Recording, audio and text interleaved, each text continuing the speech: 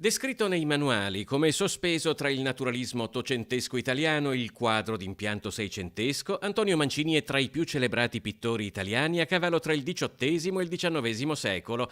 La sua firma campeggia su due ritratti alla sala del Piovego del Palazzo Ducale di Venezia, due ritratti in realtà falsi ma pronti a partire per l'Inghilterra come veri e bloccati dall'ufficio esportazione di Venezia, una truffa tutt'altro che lieve. Il controvalore, qualora fossero stati commercializzati come originali, si attesta sui 300.000 euro, ma tendeva a salire come prezzo poiché quando vanno all'estero, e questi erano pronti ad andare all'estero, i 300.000 euro non possono assolutamente raddoppiare.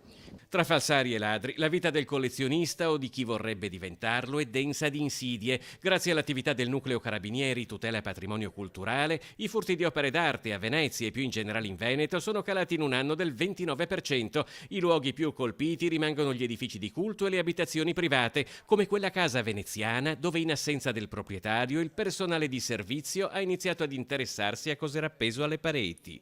Hanno pensato bene nel vedere alcune opere d'arte a casa di sostituirle, lasciando la cornice con delle immagini fotografiche dell'opera stessa, in maniera tale che l'ignaro proprietario assente per lavoro quando tornava magari non se ne fosse accorto, e in effetti non se ne era accorto. Poi è passato un po' di tempo, se ne è accorto, ha fatto denuncia e siamo riusciti a denunciare le persone e a recuperare anche il materiale.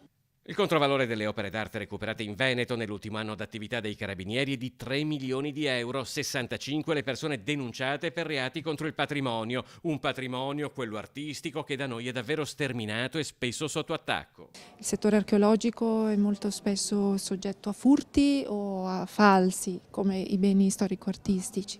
Il patrimonio monumentale è soggetto a lavori non correttamente autorizzati, in parte autorizzati o totalmente non autorizzati.